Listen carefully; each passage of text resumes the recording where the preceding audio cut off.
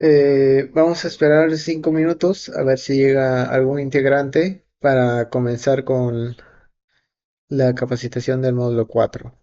Perdonen si hay ruido, es que hay una construcción al lado mío y no sé cómo, no sé en dónde podría hacerlo para que no alcance el ruido.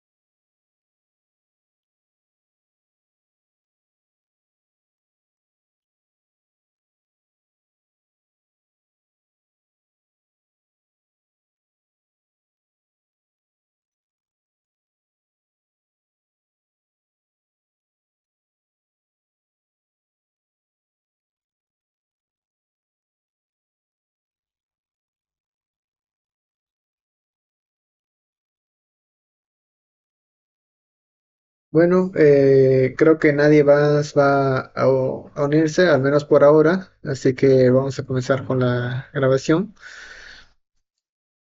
Muy buenas tardes, bienvenidos formalmente a la cuarta y última sesión de nuestro programa de alfabetización digital y ciberseguridad básica. Este espacio académico y de proyección social ha sido estructurado meticulosamente de manera conjunta con la organización Progresemos Juntos, con el firme propósito de dotar a todo su personal de las competencias necesarias para blindar y gestionar la información Quien les habla es Jefferson Chávez, de la carrera de Ingeniería de Sistemas Computacionales de la Universidad Privada del Norte. A lo largo de este programa hemos venido construyendo una arquitectura de conocimiento paso a paso.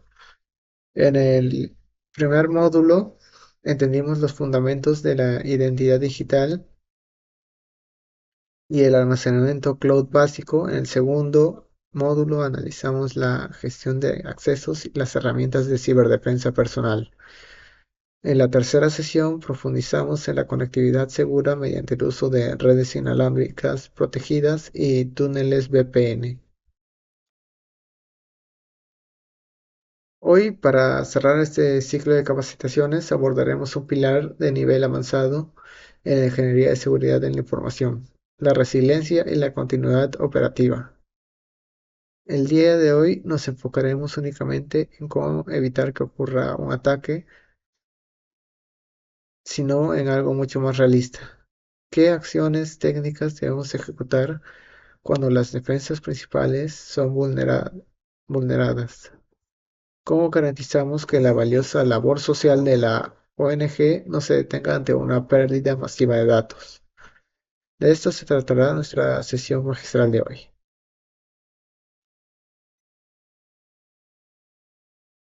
Objetivos del módulo 4. Para guiar nuestra exposición a lo largo de esta hora, hemos estructurado una agenda estrictamente teórica, pero dotada de un profundo análisis de infraestructura informática. Nos dividimos en tres grandes bloques académicos. En la primera parte de la sesión revisaremos la gobernanza y valorización de datos.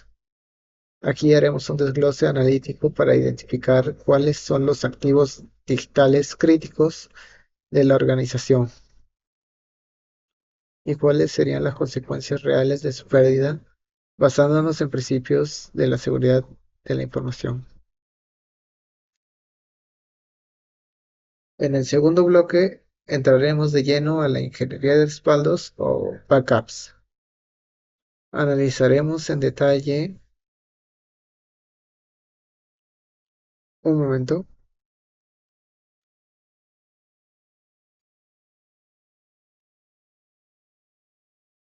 Disculpen, es que la reunión de Meet.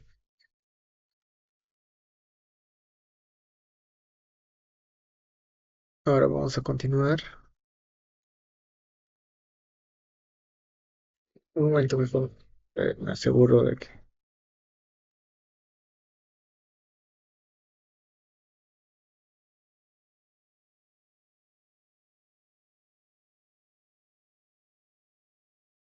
está transmitiendo.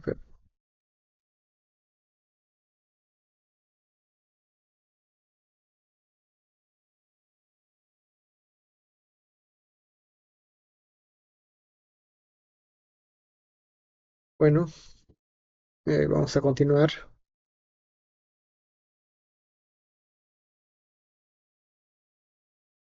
¿En qué nos quedamos? Bueno, en el segundo bloque entraremos de lleno en la ingeniería de respaldos o backups. Analizaremos en detalle la famosa estrategia de redundancia internacional conocida como la regla 3-2-1.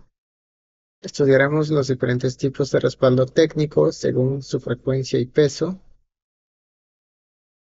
y explicaremos la diferencia crucial entre los procesos de sincronización básica y el verdadero respaldo automatizado mediante el control de versiones en entornos cloud. Finalmente, en el tercer bloque, abordaremos la respuesta ante incidentes de seguridad. Analizaremos la anatomía y el comportamiento de amenazas críticas modernas como el ransomware y el phishing avanzado para luego establecer un protocolo estricto de respuesta inmediata que cada uno de ustedes debe aplicar en una emergencia tecnológica. El objetivo es que al finalizar este módulo cuenten con un marco teórico sólido para resistir cualquier eventualidad digital. Vamos a la siguiente diapositiva. ¿Qué estamos protegiendo en la ONG? Comencemos con el desarrollo de la primera parte de nuestro módulo, la gobernanza y valorización de datos. En el ámbito de los sistemas y la tecnología, a menudo existe un error de percepción muy común. Los usuarios suelen pensar que la ciberseguridad tiene como fin principal proteger los componentes físicos, es decir, las computadoras, los laptops o los servidores de oficina. Esto es conceptualmente incorrecto. El hardware es reemplazable. Lo que realmente protegemos, el verdadero núcleo de la ciberdefensa, es el activo más valioso e intangible de la era moderna, la información. Detengámonos a analizar el contexto específico digamos, un contexto hipotético de progresemos juntos. ¿Cuáles son los activos de la información críticos que dan vida a la institución? Estamos hablando de los padrones detallados de los beneficiarios en las comunidades, los registros contables financieros de la organización y los informes técnicos de los proyectos en ejecución, los convenios con cooperantes internacionales y los datos sensibles de la población vulnerable que atendemos. Si estos datos llegan a perderse o ser alterados, el impacto sería devastador.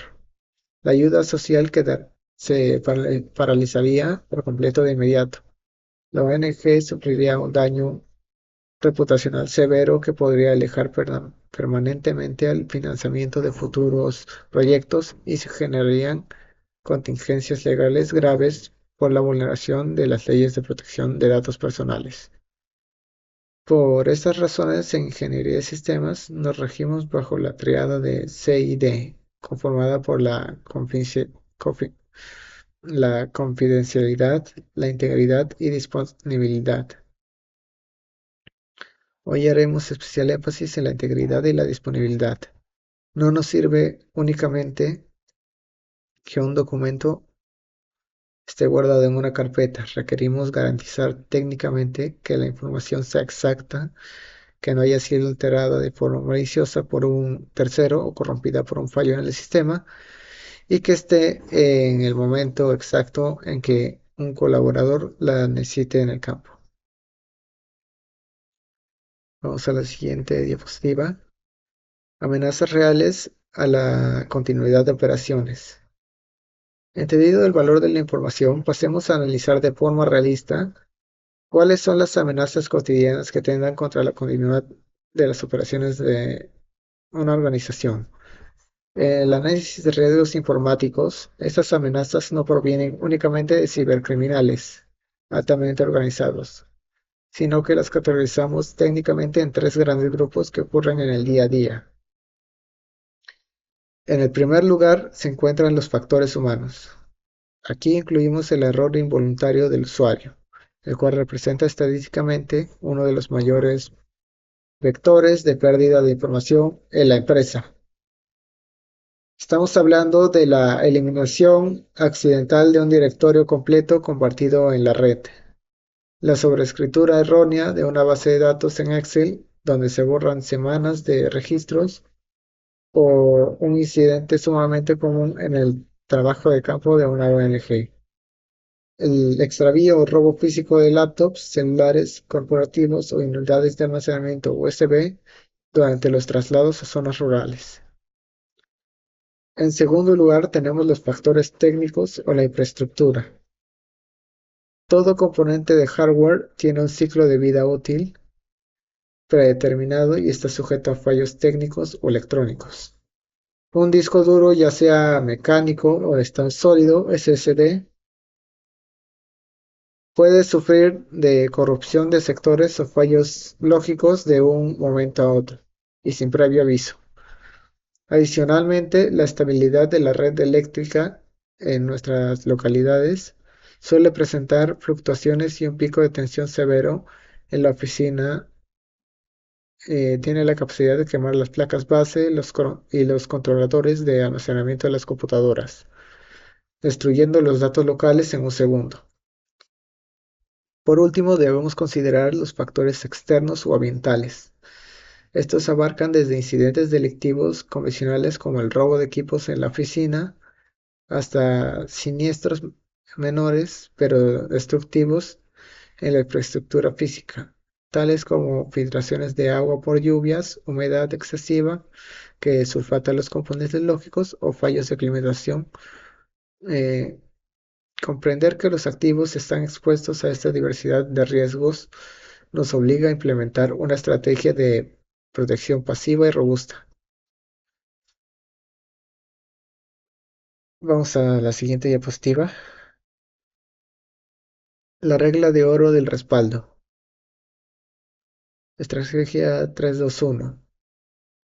Para mitigar eficazmente la amplia gama de amenazas que acabamos de describir, la industria de la ingeniería de software y la seguridad de la información ha establecido un estándar internacional de cumplimiento obligatorio para cualquier organización resiliente. Nos referimos a la estrategia de respaldo 321. Vamos a desglosar y analizar este concepto desde una perspectiva técnica. El primer dígito, el 3, estipula que la organización debe mantener como mínimo 3 copias de toda la información crítica. La primera de ellas es la copia de producción, es decir, el archivo vivo y activo con el que el colaborador interactúa en su estación de trabajo diariamente. Las otras dos son copias de seguridad de respaldo puras. El fundamento de este principio es la redundancia. Si la copia primaria se corrompe por un fallo lógico, recurrimos a la segunda copia. Si por un evento extremo la segunda copia sufre un desperdicio físico, la tercera copia garantiza la supervivencia de la información. En sistemas, la redundancia planificada es nuestra principal salvaguarda. El segundo dígito, el 2, determina que estas copias de seguridad deben ser almacenadas en 2 soportes físicos o medios de almacenamiento que utilicen tecnologías totalmente diferentes. Un error crítico muy recurrente en oficinas es realizar un respaldo copiando el archivo dentro de la misma unidad física, por ejemplo, creando una carpeta llamada backup en el disco local COD de la misma laptop. Si esa computadora sufre un daño total en su hardware, se perderán simultáneamente el archivo original y su supuesto respaldo. Por tanto, los medios deben estar separados físicamente. Los datos de trabajo en la laptop y los respaldos en un medio externo dedicado, como un disco duro portátil o un sistema de almacenamiento conectado en red de uso exclusivo. Finalmente, el último dígito, el 1, representa el pilar fundamental de la resiliencia en la ciberdefensa moderna. Se debe conservar obligatoriamente una copia fuera del entorno físico de la oficina o residencia habitual. Aquí es donde cobra un valor estratégico el almacenamiento cloud cifrado en la nube. Al mantener una réplica automatizada en servicios remotos de escala global, garantizamos que si ocurre un desastre físico en las instalaciones de la organización, la continuidad operativa de la ONG estará asegurada, ya que toda la información crítica podrá ser recuperada de forma inmediata mediante canales remotos desde cualquier otro dispositivo seguro. De un momento y después seguimos con esta diapositiva, es que voy a tomar un descanso para descansar la voz y tomar agua.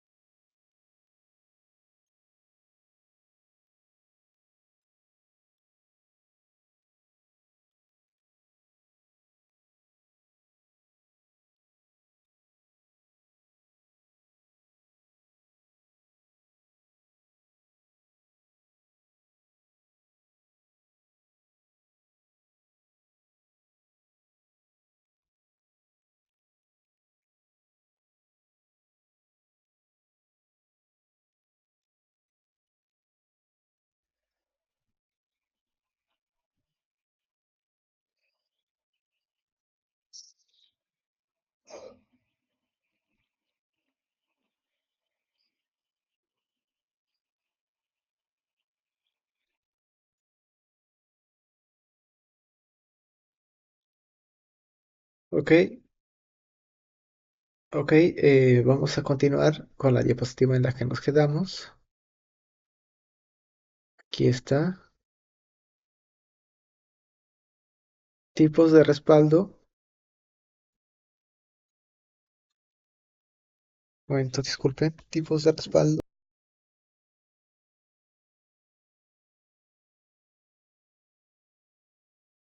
Disculpen por la interrupción. Mi laptop se quedó sin batería, pero ahora continuamos. Voy a compartir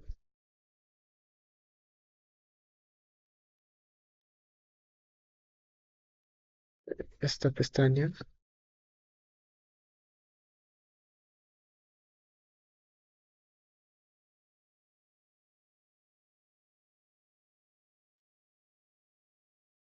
y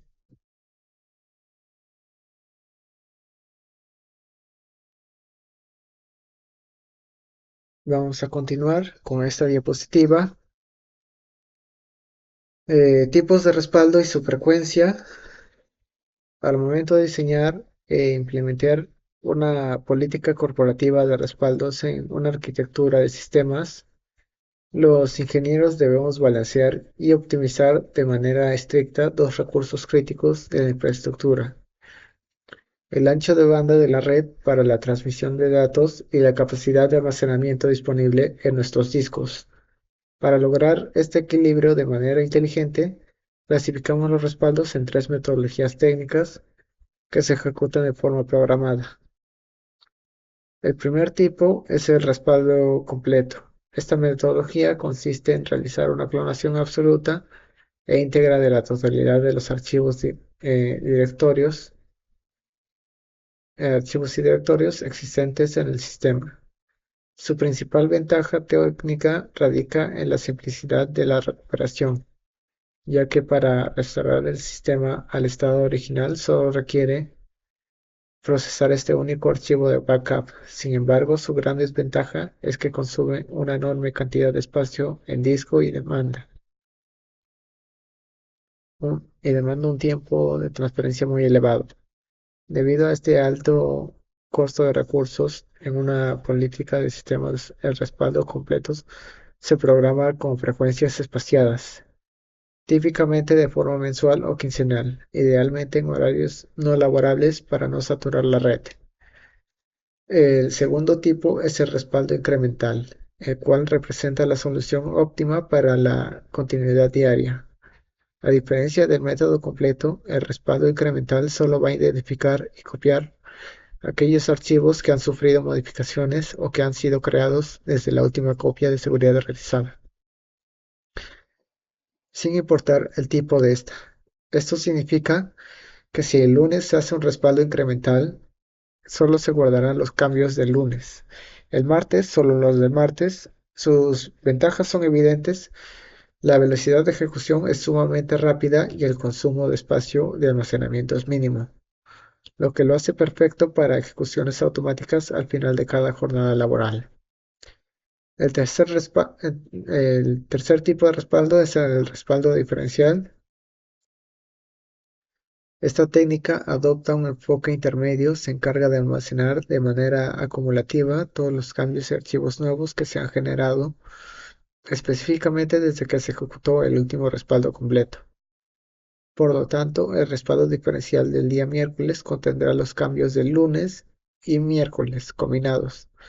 La ventaja técnica es que para restaurar la información en caso de una pérdida masiva, el administrador solo necesitará dos archivos: el último respaldo completo y el último respaldo diferencial. Conocer estas tres metodologías nos permite comprender cómo los sistemas informáticos gestionan la resiliencia de datos de fondo de forma estructurada. Vamos a la siguiente diapositiva. Gestión y automatización en Google Drive. Es fundamental que realicemos una aclaración de la vital importancia para el personal de la organización en el uso cotidiano de herramientas informáticas. Los usuarios suelen confundir de manera habitual dos procesos que conceptualmente son por completo distintos de la sincronización de archivos y el verdadero respaldo de información. Como, como facilitador en esta capacitación, considero imperativo establecer esta línea divisora el día de hoy. La sincronización es un mecanismo bidireccional en un tiempo real. Herramientas como las aplicaciones de escritorio de Google Drive o Microsoft OneDrive monitorizan una carpeta local en tu computadora y replican de manera idéntica e instantánea cualquier cambio en el servidor de la nube. Si añades un párrafo, se sube. Si eliminas un archivo local, desaparece de la nube. Analicemos el peligro latente de este comportamiento ante una amenaza. Si tu computadora es infectada por un virus que corrompe, altera o cifra de forma destructiva tus documentos locales, el software de sincronización interpretará este desastre simplemente como una modificación del usuario y subirá de inmediato las versiones dañadas o corruptas a la nube, reemplazando y destruyendo las copias sanas que tenías guardadas. Por, por ende, la sincronización simple por sí sola no constituye un respaldo seguro. Para solucionar estas vulnerabilidades de arquitectura cloud, los proveedores implementan una tecnología denominada control de versiones. El control de versiones actúa como un registro histórico inmutable y es la base de un verdadero respaldo en la nube. Cuando un archivo es alterado o dañado, el sistema en la nube no destruye el estado anterior, sino que lo apila en una línea de tiempo.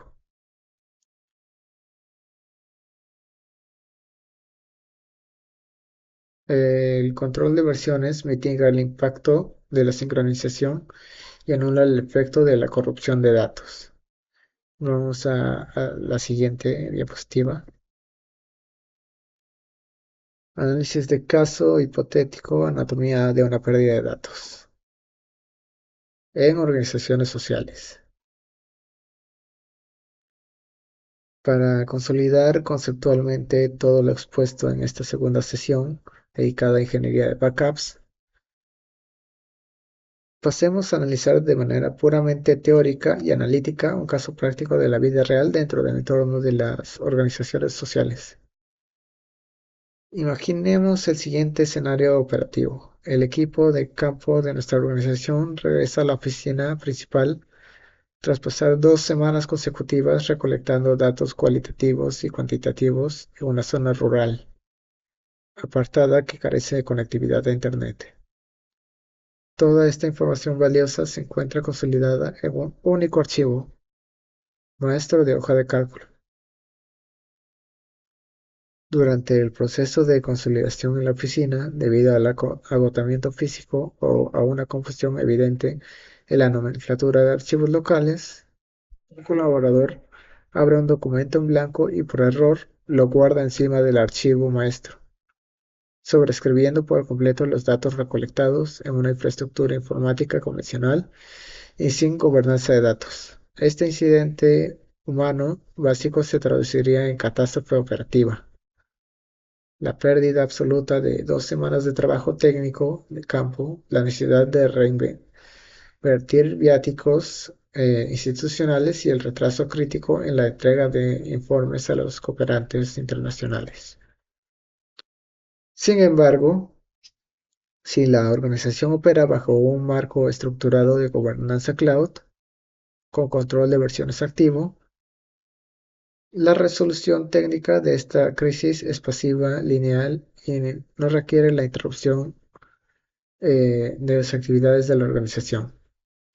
En lugar de caer en desesperación o planificar un retorno al campo para repetir las encuestas, el personal simplemente ejecuta el protocolo teórico aprendido. Inicia sesión en portal cloud institucional, localiza el archivo afectado. Un rato, disculpen.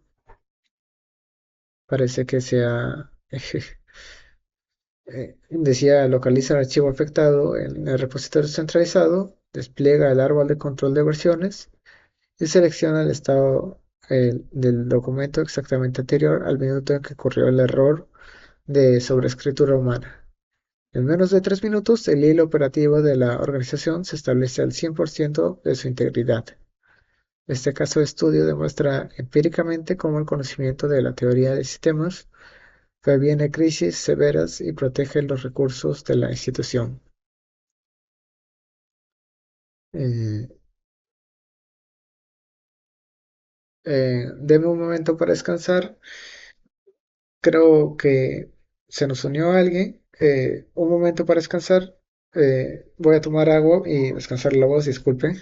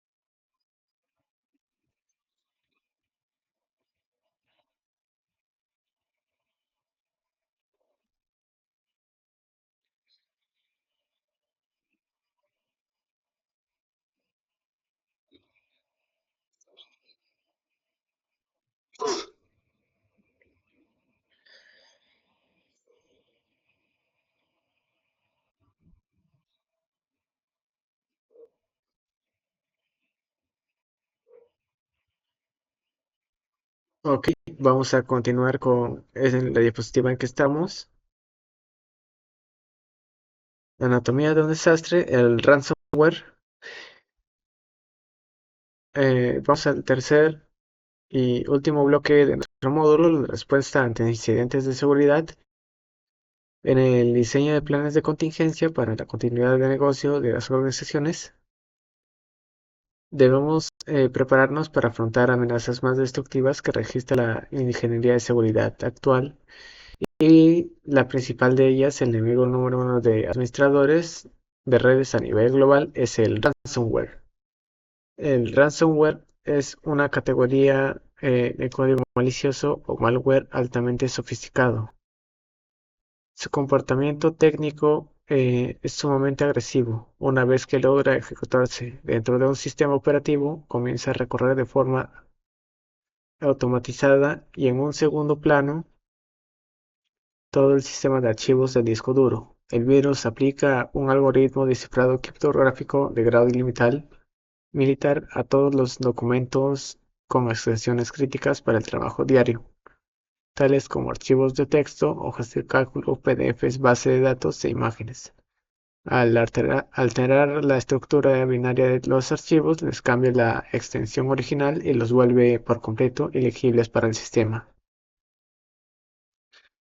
Una vez consumado el secuestro digital de la información, el malware bloquea la interfaz de usuario y despliega en una pantalla una nota rescate, tal, com- tal como se aprecia en la siguiente diapositiva. En dicho mensaje, ciberdelincuentes internacionales informan que los activos de la organización han sido cifrados y exigen el pago obligatorio de cuantas sumas de dinero,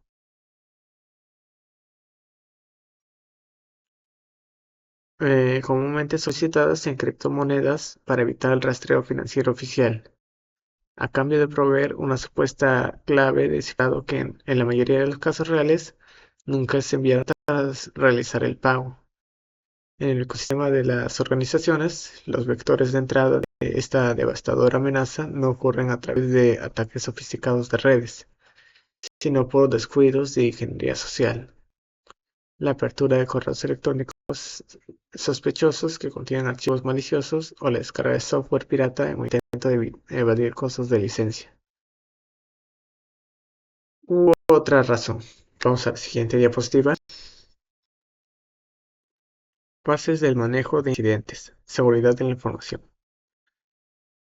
Frente a un escenario de ataque inminente o sospecha fundamentada de intrusión, la administración técnica de una organización jamás puede actuar bajo criterios de improvisación. La ciberdefensa moderna se basa en un estándar formal e internacional compuesto por cuatro fases secuenciales para el correcto manejo de incidentes de seguridad de la información. Vamos a analizar las etapas. La preparación en esta etapa abarca todas las acciones proactivas que la organización eh, ejecuta antes de que ocurra cualquier evento adverso.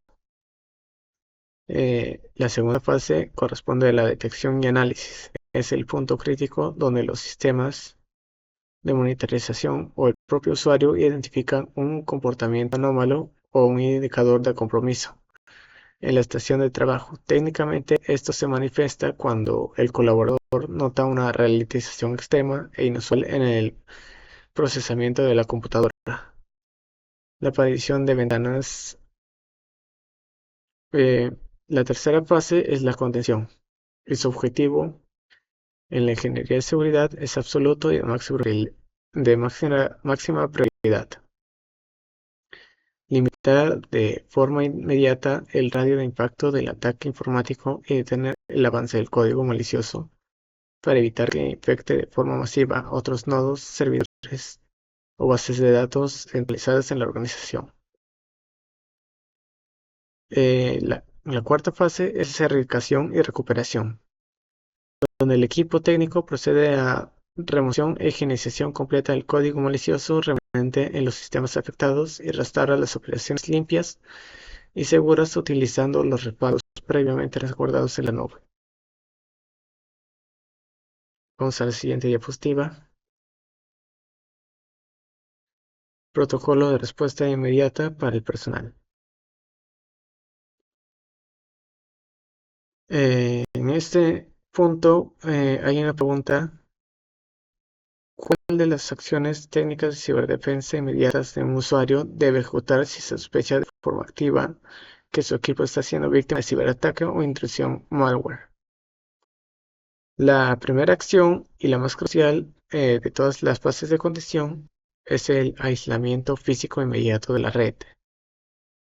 Ante la menor sospecha de un comportamiento anómalo o una alerta de infección por ransomware, el usuario debe desconectar de inmediato el cable de red Ethernet de la computadora o apagar instantáneamente el interruptor Wi-Fi del dispositivo. La segunda acción es la preservación del entorno operativo. En ciberseguridad existe una regla técnica general: si el incidente se asocia a una sospecha de robo de identidad o exfiltración de credenciales, se debe evitar apagar la computadora de forma brusca presionando el botón de energía, a menos que se trate de un ransomware destruyendo datos en tiempo real. La tercera acción es el reporte inmediato bajo canales alternos. Una vez contenido el equipo de forma aislada, el usuario debe comunicar la incidencia de forma detallada utilizando una vía de comunicación externa y segura, como una llamada telefónica directa o un mensaje de texto SMS al encargado de la tecnología o sistemas de institución. Vamos a la siguiente diapositiva. Denme un momento, tengo la garganta mal hoy. Vamos a tomar un descanso un poco más largo para descansar la garganta.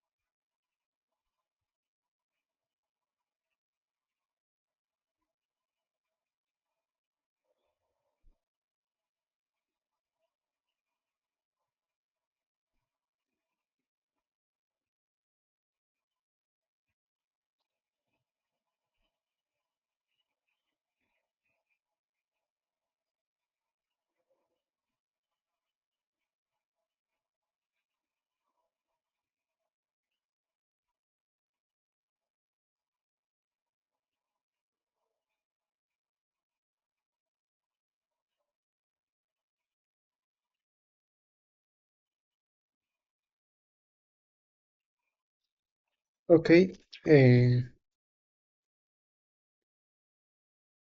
vamos a ir con la diapositiva en la que nos quedamos. Vamos a cerrar este tercer bloque académico analizando la técnica psicológica y la técnica preferida por los atacantes modernos para evadir las barreras de los firewalls y los antivirus. La ingeniería social y orientada al phishing corporativo en el ámbito internacional, las organizaciones sin fines de lucro y las ONGs constituyen blancos frecuentes de campañas de phishing debido al flujo constante de comunicaciones externas y el soporte que maneja.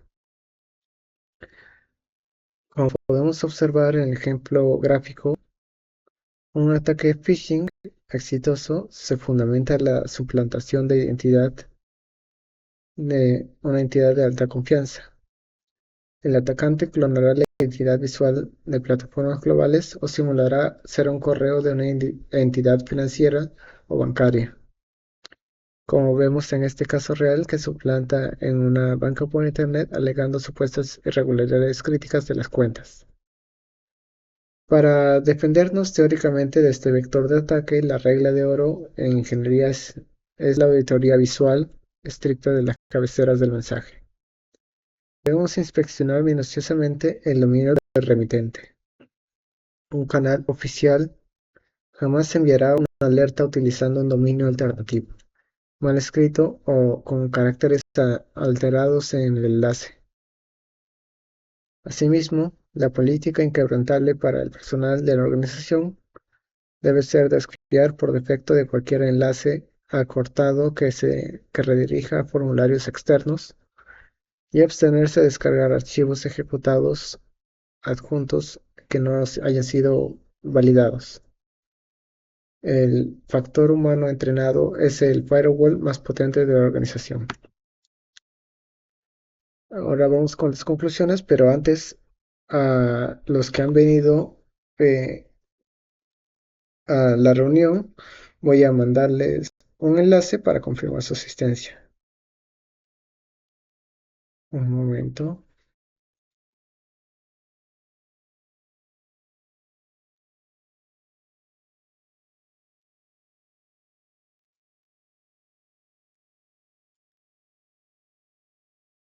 Listo, ya lo envié y mientras van contestando, vamos a las conclusiones. Eh, a modo de síntesis y cierre definitivo de este módulo 4 y del programa general de capacitaciones, vamos con tres grandes conclusiones técnicas y académicas. En primer lugar, la ciberseguridad y alfabetización digital jamás deben ser conceptualizadas por una organización como un costo financiero, una pérdida de tiempo o un conjunto de configuraciones técnicas abstractas que se realizan una sola vez y se dejan al olvido. La seguridad de información es un proceso dinámico, hábito organizacional diario y cultura institucional de prevención y uso responsable de recursos tecnológicos disponibles. En segundo lugar, la implementación coordinada y el entendimiento profundo de los 4 módulos que hemos dictado a lo largo de estas semanas elevan de forma drástica y medible el nivel de madurez tecnológica y seguridad de la información de Progresemos Juntos. En tercer lugar, debemos internalizar que robustez que robustecer la infraestructura lógica y la seguridad de los datos de la organización no es un fin puramente técnico. Tiene un impacto directo y tangible en el mundo real. Proteger los datos de la organización es brindar de forma directiva la integridad y privacidad de nuestros beneficiarios en la comunidad vulnerables y asegurar que la noble y valiosa labor social que realiza Progresemos Juntos pueda continuar operando sin interrupciones ni extorsiones ante cualquier adversidad tecnológica en la era digital. Y eso es todo. Damos por finalizado el módulo 4 y cerramos el ciclo de capacitaciones del programa de alfabetización digital y ciberseguridad básica.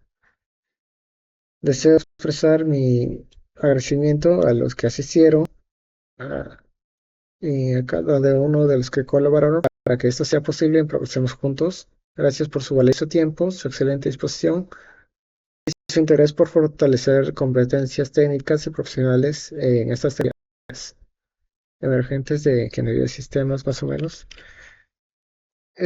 Y también recordarles que rellenen su cuestionario de asistencia. Eso fue todo. Muchas gracias. Espero verlo en alguna otra capacitación.